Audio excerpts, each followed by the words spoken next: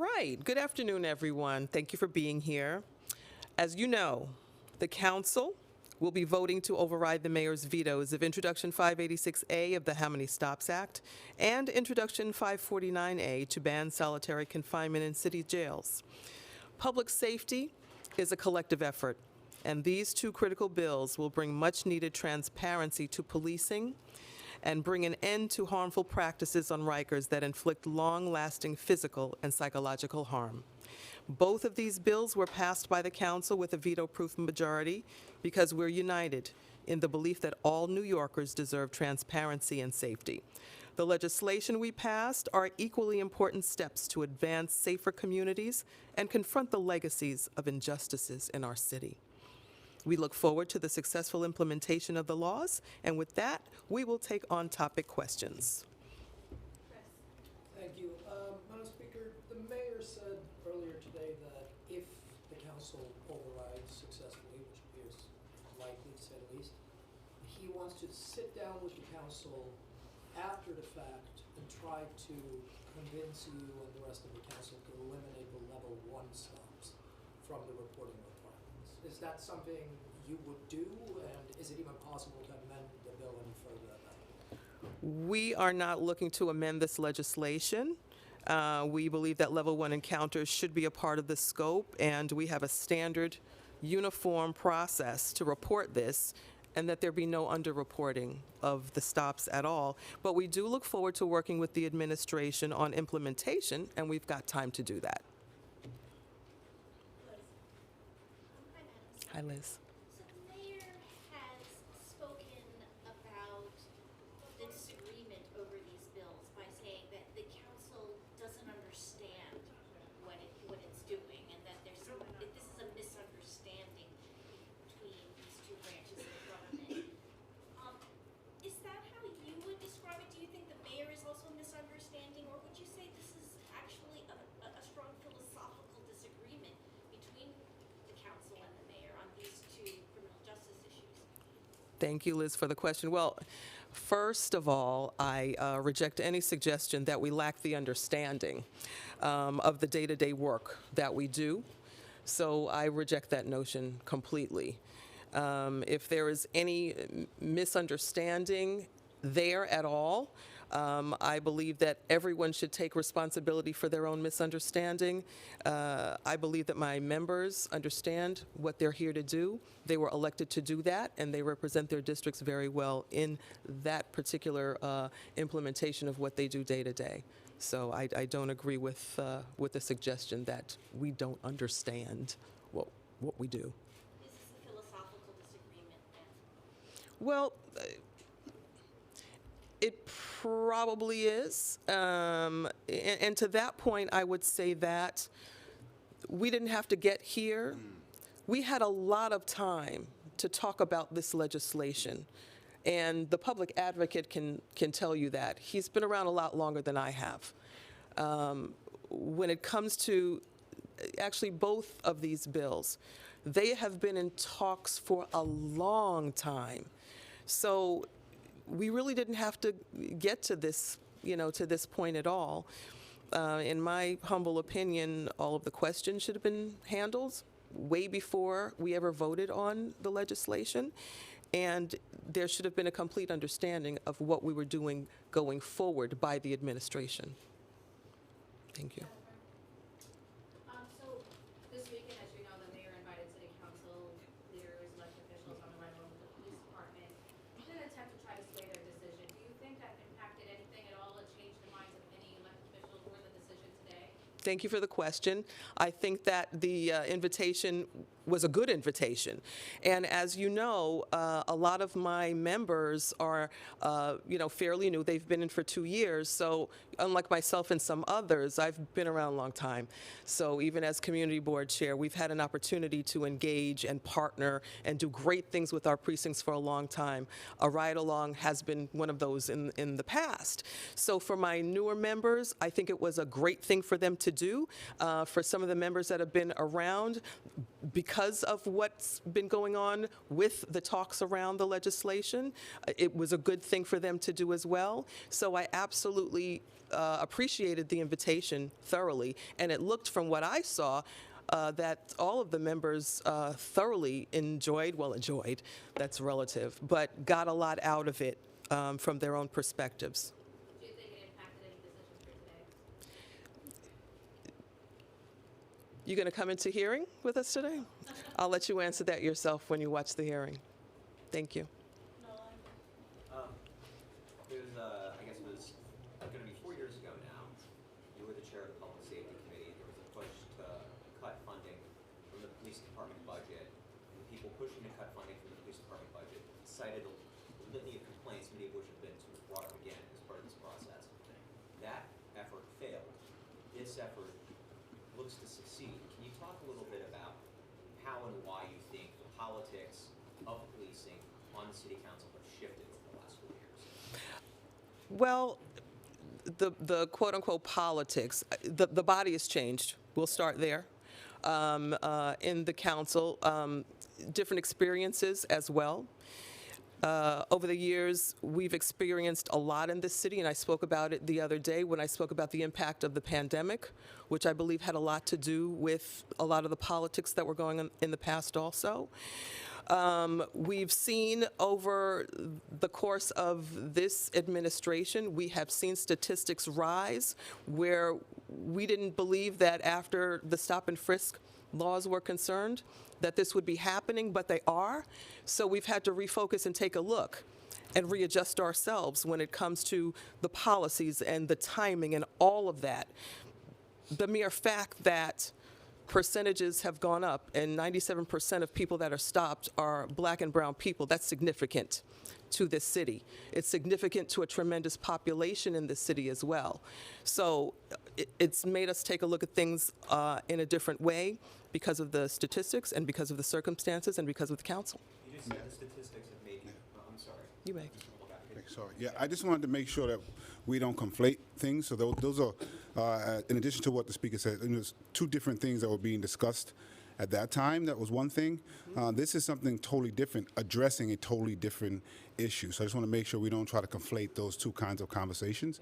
And to one of the previous questions, I want to make it clear, from what the mayor said about changing the bill, what we are saying is that we have always been willing to have a conversation about how to implement the bill we pass the most efficient way possible. We were unable to have that conversation because there was a refusal to have it.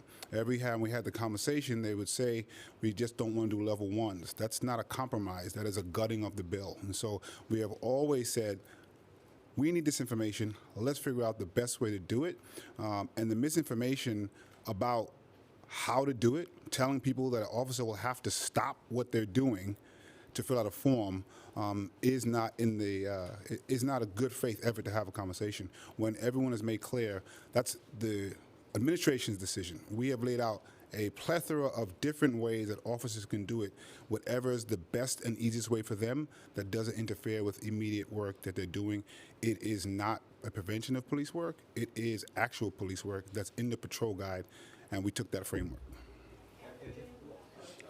No, I mean, I was trying to ask a question, and public advocate wanted to have a say, and that's obviously great, but I get a follow-up. Can we come back to you so everyone can get a chance? Madam Speaker, public advocate, just for either of you, what's going on here can come off as a healthy government that's working in a healthy way. Obviously, the veto, the council voting again on this, but there's also been, dueling information now going out, from public advocates, the council, the NYPD, and the mayor. For the layperson that views this, does this indicate, any issue that you'd like to, talk to the public about as far as the government working together, making sure that, the public's interest is in mind here? Well, I'll start, and then the public advocate can certainly chime in. I think what the public is seeing is healthy conversation around differing opinions of a law. We have laid out this legislation as honestly as we can in its presentation. Our issue has been the proliferation of misinformation that has gone out kind of late in the process, after we've already passed the legislation. Now the conversations are coming up. Information has been distributed, but it's been incorrect information. And people, some people, too many people, have taken that as being the truth when it is not. And I've got to, in this room, salute Kelly Mena and New York One for really getting the story right, when so many have refused to tell the story the way that it really, really is, and what this bill does and what this bill does not do, what this bill says and what this bill does not say.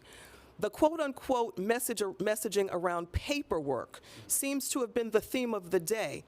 I have repeated, and a lot of you have heard me repeat this, the NYPD is the most technologically savvy police department on the planet.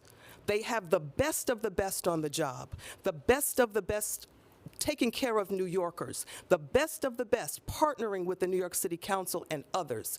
We have a digital dog that goes into buildings to protect the NYPD and civilians where there is perceived harm in a building.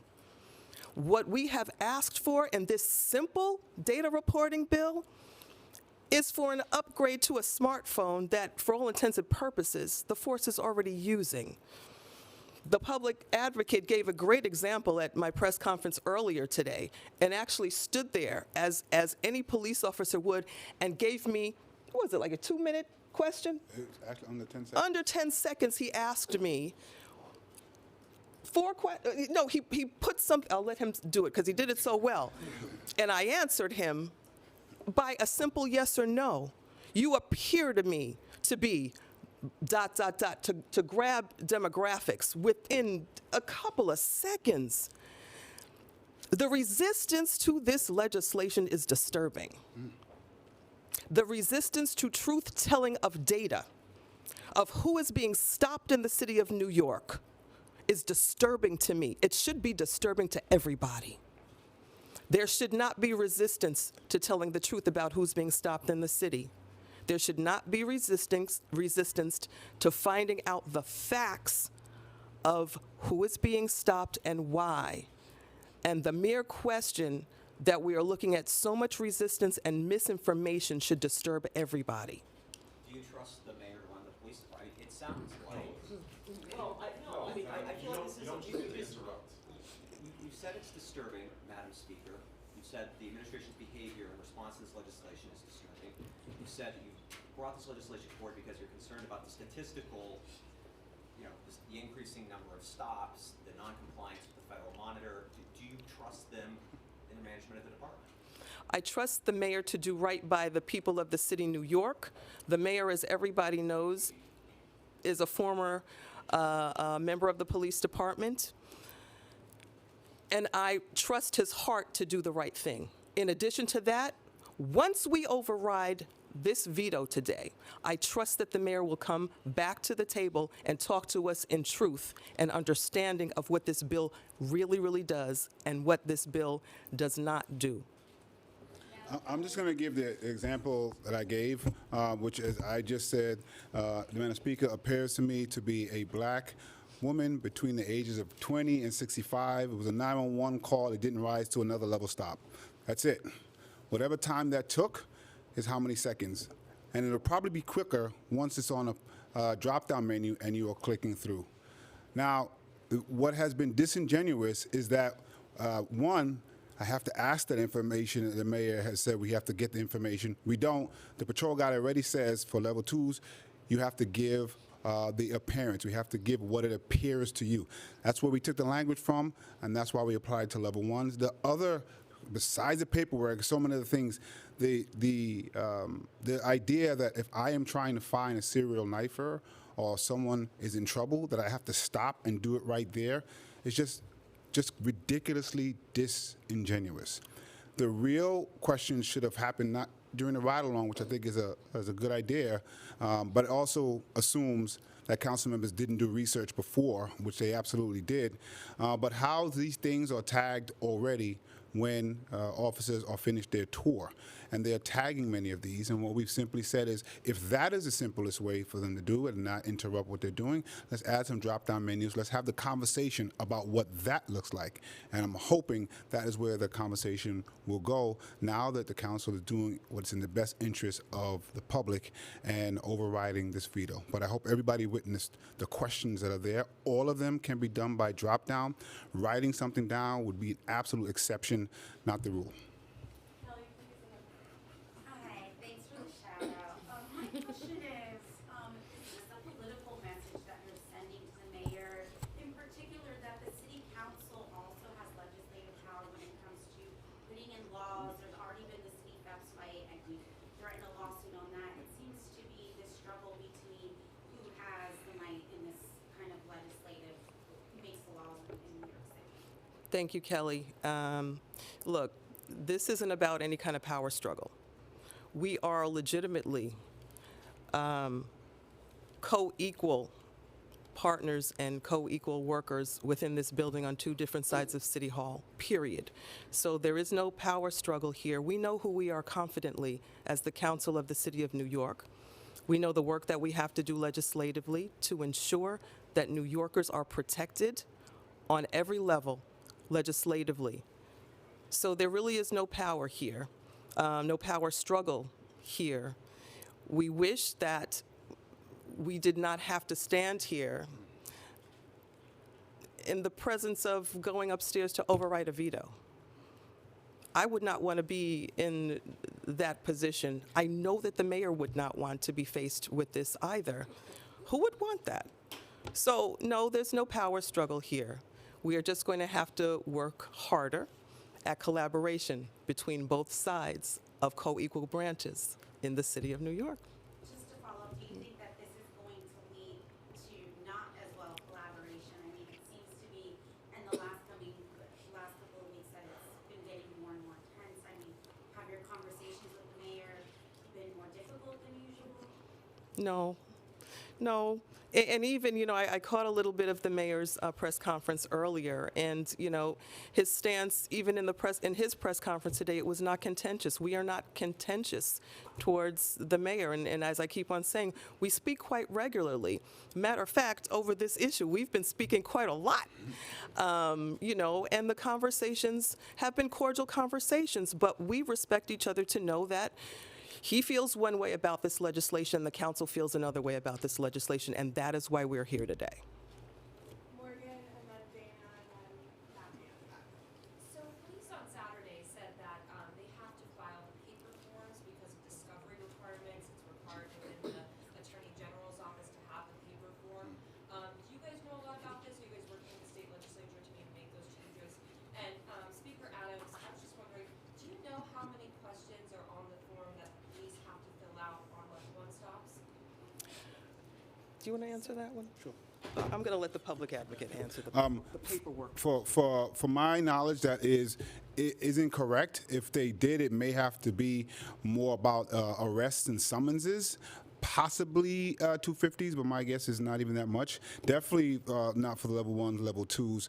Whatever the DAs or whomever might need should already be built into the system so that it can just easily be grabbed, which is why we tried to use the metric that was already there.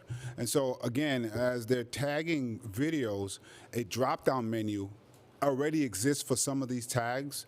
We're literally asking for some additional drop-down menus, not forms that have to be printed out, not forms that have to be handwritten. And what was the second part of the question? The second question actually was Oh, it's about, questions on the form that police are depending how you look at it, 5 or 6. Or 6, Yeah, six-ish. the 6 just one they're kind of combined. Like, what was the reason? I mean, they might as well say 25 if they're going to make up a number. I don't know what to say about that. It's in the legislation. They can add if they want to. I mean, I don't know. They've been doing things like Tell them to say 30. I don't know what to say. I know what's in the legislation. It's 5, 6, depending if you count what initiated stop and what the stop was for. That kind of can be combined to one. So it's race, gender, age, what was the reason for the stop, and what initiated stop, and did it rise to another level of stop? And one of those questions they actually asked us to add in. Two questions. Which one did they ask you to add in? And then secondly, for Madam Speaker, we've heard you received calls from some elected officials asking you to delay the veto override because they were concerned it would affect the special election in the 3rd congressional district.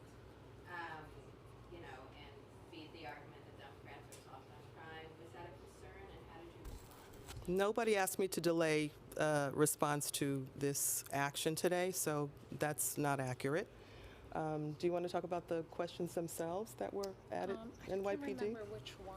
I don't remember the questions that the NYPD added. Yeah, it had to do with what initiated the stop. It was either the reason or what initiated the stop they asked us to add. But they're kind of similar on the same thing, so it wasn't, in our opinion, that big of a deal. Yeah, Matthew next and then Melissa. Madam Speaker, assuming the vote, the veto is overridden as expected, what steps are you going to take to make sure the bill is actually implemented, it's not slow walk, sabotage, et cetera?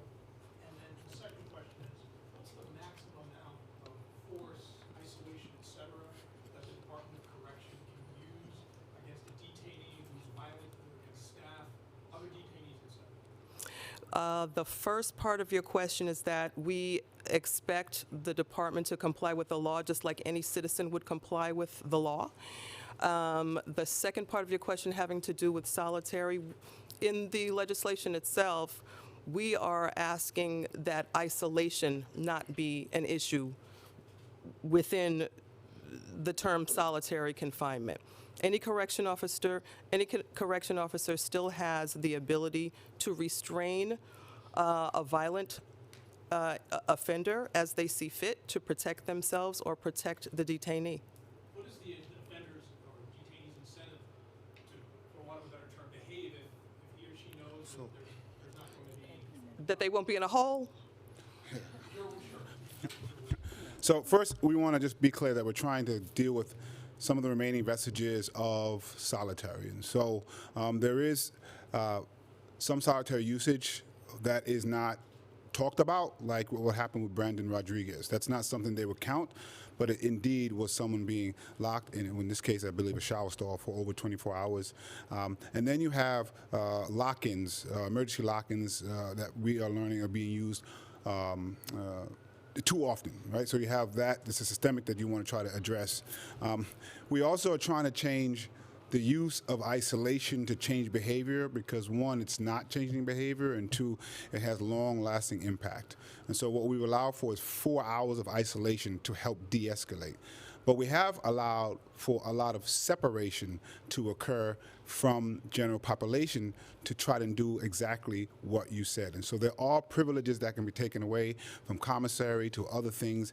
Hopefully there'll be more of things that are working like caps and pace. There are smaller units that can be used. So there's a caps and pace. That is what is being used now pretty successfully for people who have severe mental illness. It's not enough, it's not enough people in those. We think we need to have more. So there is a variety of things that you can do to create this new housing unit. The Department of Corrections has created many housing units in the past. This just sets a framework for a new housing unit, and there's a lot of flexibility and leeway there. I also just want to remind folks that the DOC can ask the board to adjust any of these rules if they have special cases when someone is particularly a problem. If I could just lastly follow up, the federal monitor appears to disagree with this particular bill. What's your response to this? We're looking forward to have a conversation with the federal monitor. Every time we've reached out, and I believe it's similar for the council, they've said that they can't engage because of the lawsuit. So it's been very difficult to have that back and forth conversation. I found it interesting that the administration will lift that up because there's been way more reports against what they're doing than this. Okay, We're going to call on NJ Burkett today. Veteran. Hi, Melissa Russo. Hi, no, it's okay. Madam Speaker, Mayor Adams, as you may have seen today, was describing the level 1 stops as these very sort of quick, informal, casual types of encounters. For instance, these are his words, not mine. Officer Lee's looking for his mom who got lost, she has dementia, or helping someone find a lost dog, or after a robbery. Hey, did you guys see someone running around the corner here? I saw it. He says that even some of your members who are supporting this override have told him that they don't want police to be forced to record the demographics in these types of stops. Is that true? The other thing is that Mayor Adams says these aren't stops at all, they're just casual encounters. And so the question for you is, why is it important for the demographics? Why is it important for you that the demographics be documented in these types of casual encounters? Well, we're not talking about casual encounters. We're talking about investigative encounters. So that therein lies a part of the problem and the way that we're expressing this legislation again. Investigative encounters only. I'm going to. A part of your question was what some of my members said or what the mayor. In a court of law, Melissa, that'd be called hearsay, and not acceptable. So I don't know about those conversations that were had between the mayor and the members. Why is this information important? Well, I think that's the basis for this legislation overall. And again, it comes back down to the 2013 decision, by the monitor, in that the exponential cases of stop and frisk that were, very prevalent. And now, over the past couple of years, we have seen substantially the population of who is stopped, be people of color. So we need to know what the stops are for. We need to know who they are plainly in the data. We need that data collected so that we can figure this all out. But aren't the types of encounters that the mayor is describing level 1 encounters that are covered under the above? Some of them were level 0, quite frankly, according to the patrol guide. So are there level 1 encounters that are casual enough that they do not have to be reported under the above? We're only talking about level 1s. So, and therein again lies the information piece in conflating level 0s with level 1s, 2s, and 3s. So I don't know, Jemani, do you want to take a little bit more of that? Two things. One, I just want to add, in terms of we're going to go to hearsay, I have spoken to many people who were standing with the mayor who were upset about what they were told once I explained them what the bill was. I even had one who asked if they wanted to print a retraction. I said no, because I don't want to make this more difficult than it has to be. So the mayor's not the only one that can claim that. There are people he is talking to, misleading them about what the bill actually does. To your question, even in the example that the mayor used himself, there is tagging that has to go on anyway.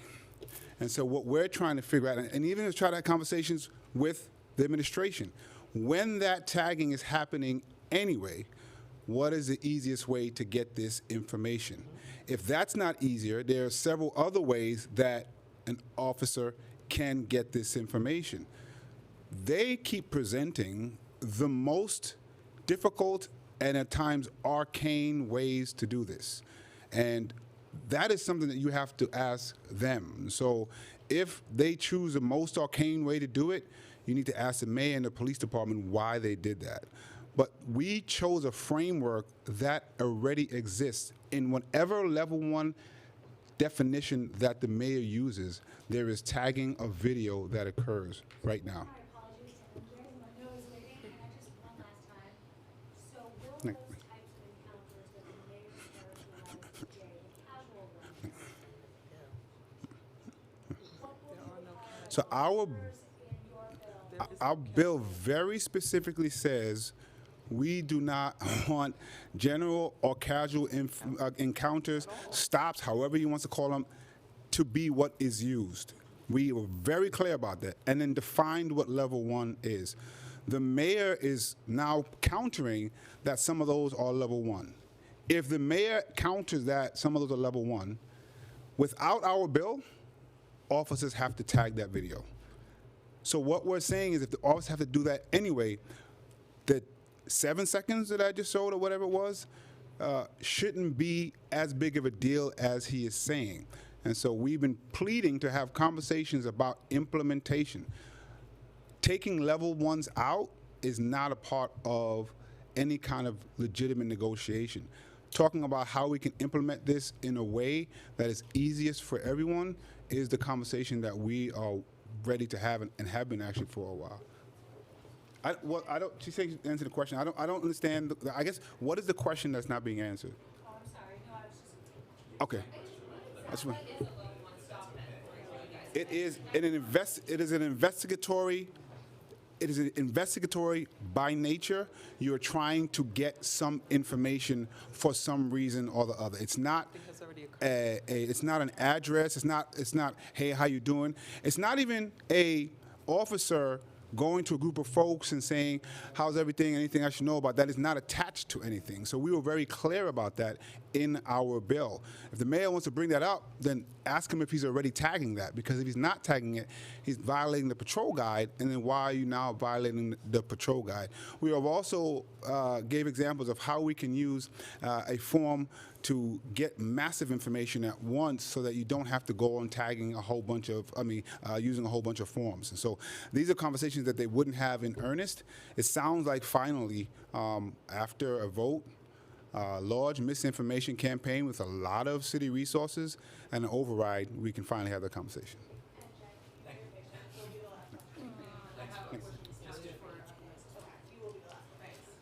Just if you could clarify this, sharpen the pencil, in the clearest possible terms, what type of police encounter would not constitute a level one stop? Basically, what some folks have been saying for the past couple of weeks have been non-level one.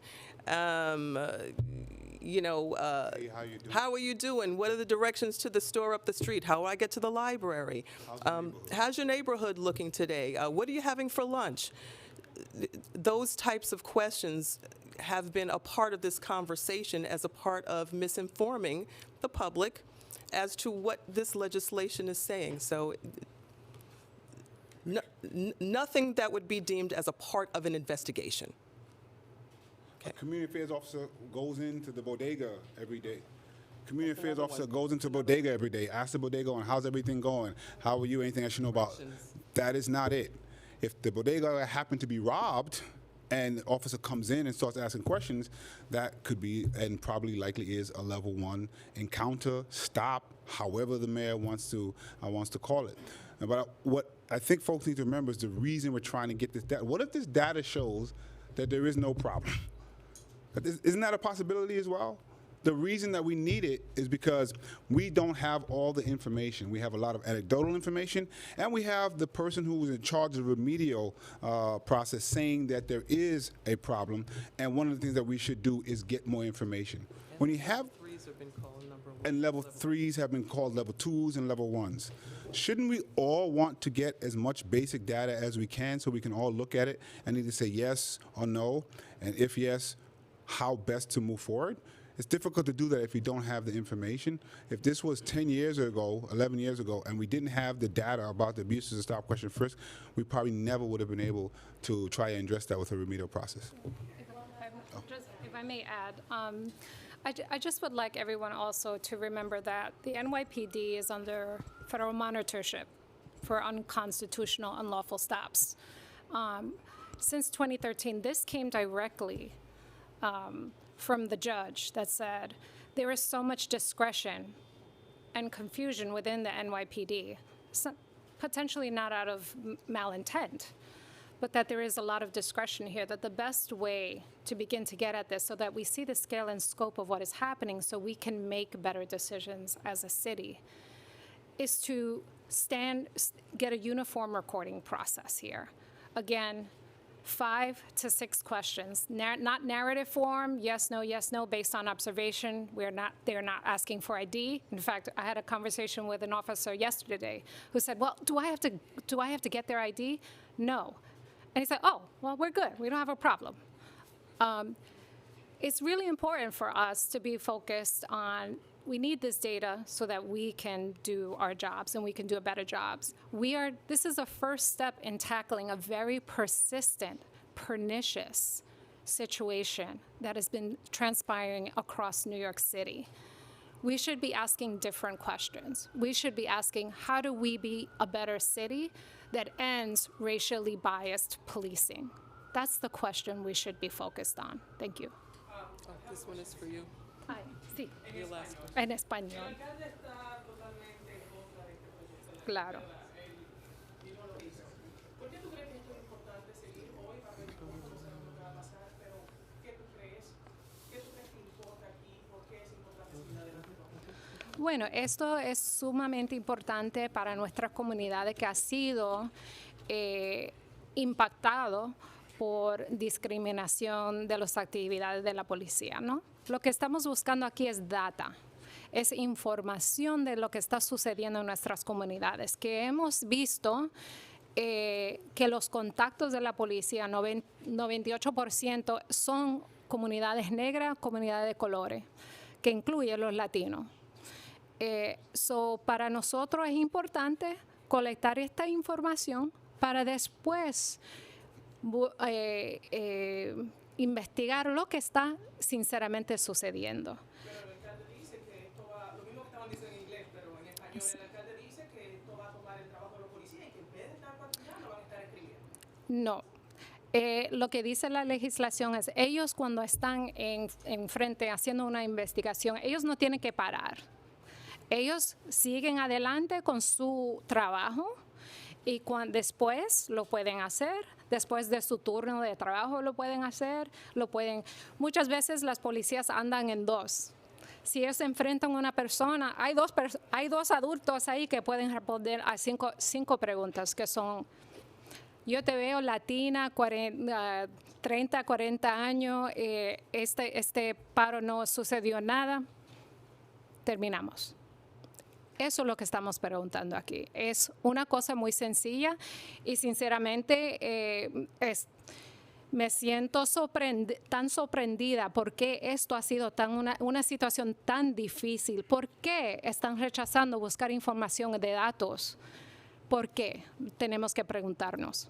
Y si esto se pasa hoy, ¿qué tan difícil va a ser implementar que esto se lleve a cabo? Sabemos nuestra comunidad latina y afroamericana es la más... Bueno, como lo que dijo la presidenta del concejal, esperamos que el alcalde y la policía sigan la ley. Y esto va a ser la ley y que ellos lo sigan. Nosotros queremos que ellos busquen una manera fácil para implementar. Nosotros como concejal no podemos implementar, ¿no? Solo hacemos la política.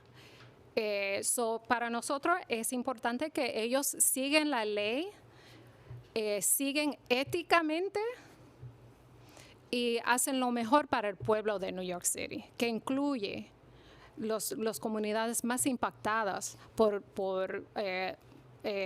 la policía, que simplemente por mucho tiempo han sido, ¿cómo se dice? Muchas personas han sido perjudicadas por cómo ha sido el sistema. Y eso queremos empezar a cambiar. Gracias. Thank you, I'm sorry about everybody. that.